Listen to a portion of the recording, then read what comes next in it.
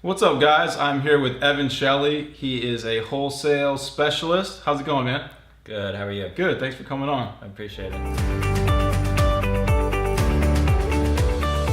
So, Evan does a little bit of a more nuanced sale than I do typically. I'm more of a retail specialist and searching the MLS as well as homes, for sale by owner, etc.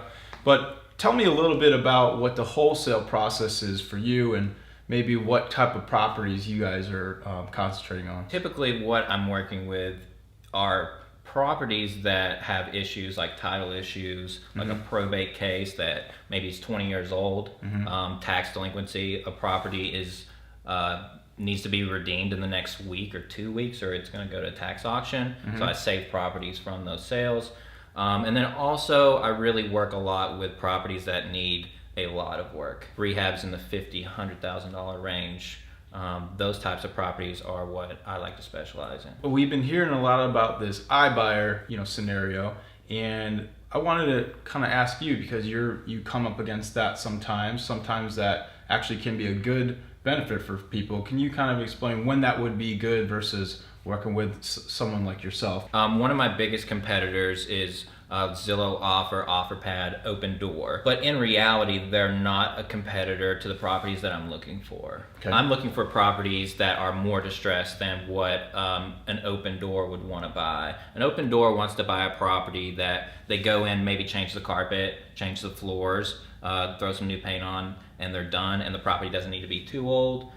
Whereas I'm looking for properties that have extensive repairs, title issues, maybe a lien on title that's going to be complicated to fix.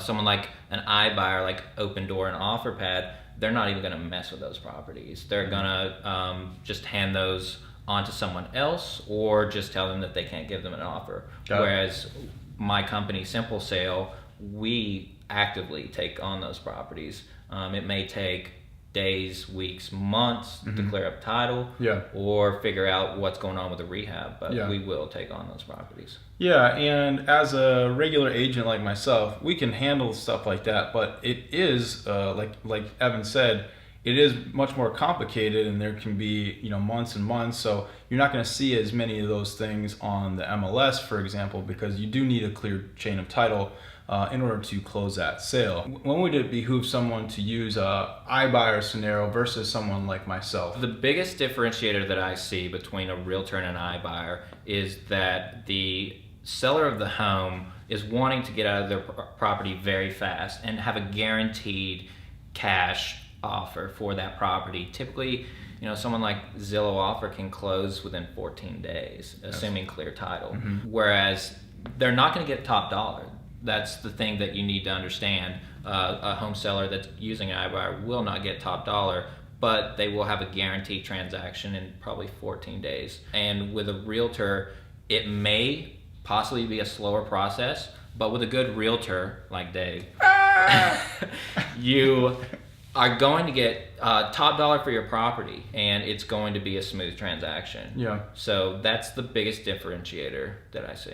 Some people are in a position they need that money fast or have something to do or etc. But most people, that's one of their most important assets. So to take what, I'm not sure if it's around 9% of a hit, that's a huge percentage. And it can be more. And it can be more, exactly. So, I've had situations where we've gone to these iBuyers and they wouldn't even consider the property for one reason or another. What we are trying to do is trying to educate people about this process, and sometimes it's not all black and white. To work with a wholesaler, if you have some liens on your property or if you need to get out of that house fast, maybe an iBuyer scenario, is your best option. You have to make those decisions and talk to some qualified experts and do some research on your own before making this important financial decision. The benefits of dealing with a reputable realtor or a reputable home buyer or wholesaler is they're gonna tell you what your best path is.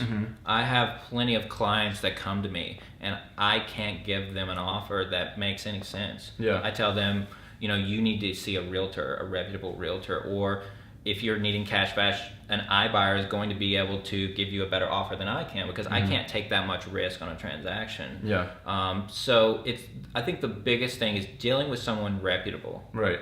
Dealing with someone that you trust and you have a relationship with. No matter if you need to sell your property for cash fast, or you need to list a property. Yeah. Or you might not have to sell your property. Maybe you have equity in it. You just need to refinance it. Absolutely. Till you get your feet, in a better place financially, and then you can make that decision of, do you need to sell now, and then you can take your time with it. Yeah, absolutely. So I agree with that. Tell me like an example recently that you've had of a scenario that worked well for you and worked well for the client. Last week I closed on a property where it was an interesting situation, especially with the hurricane that came through. The property was going up for tax deed sale last Thursday.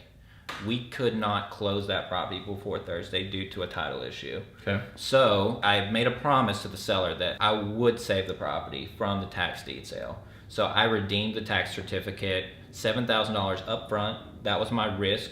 Okay. The seller at that point, we were under contract, but there was significant risk for me. I redeemed the tax certificate on Thursday, and then we closed the property on Friday.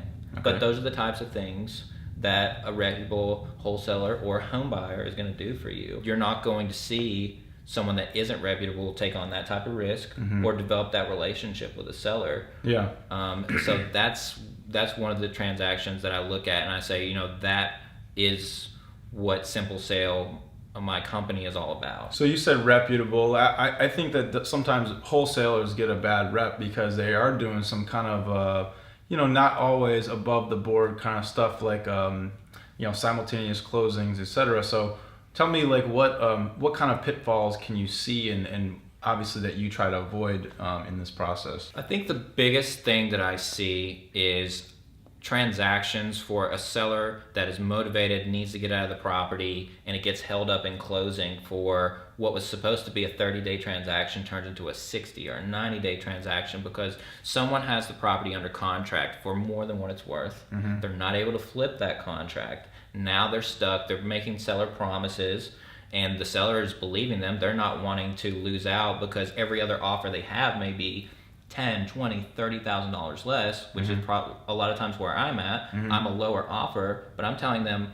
I'm going to get this transaction done for you. Right. But there's people that don't understand the real estate market that are out there making offers. Right. It makes it very difficult, and I think the worst part is it puts the seller in a really bad spot. One of the things that I've heard about the iBuyers is they'll give you one offer, but then they'll do a little bit of research, and then they'll basically do a bait and switch, and it'll be a lot less of a deal, and then they're kind of stuck if they're in a time bind. Yeah, so it gets your expectations up, right? The seller is like, well, I'm going to get $250 for this, and then they get a Zillow inspector come in, and maybe they actually only get $200, but they've kind of put their life on hold for a couple weeks, waiting, for that offer. I would say that's one of the biggest things that I see. Also, another thing that I see, and I hate this, is getting a week before closing, and then that wholesaler will actually get the seller on the phone and say, I can't do it for X amount. I can't do it for $200. I'm not going to be able to get it done. I know we're closing in a week. Let's do it for $180. What you see there is that person's already spent that $200. Maybe they're flipping that into another house. Yeah. Maybe they're moving across the country. Yeah. Maybe they have plans, they have other plans set up across the country.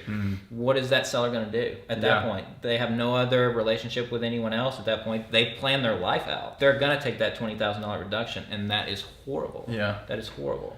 At the end of the day, you just got to try to do your research, work with reputable people, whether it's an iBuyer or a regular realtor or, wholesale, scenario. So, hey man, I really appreciate your time. It was interesting, and I'm sure people want to know more, and we'll put Evan's information at the bottom. So, absolutely. Appreciate it, brother. That was great. All right, man. Cool. Thank you.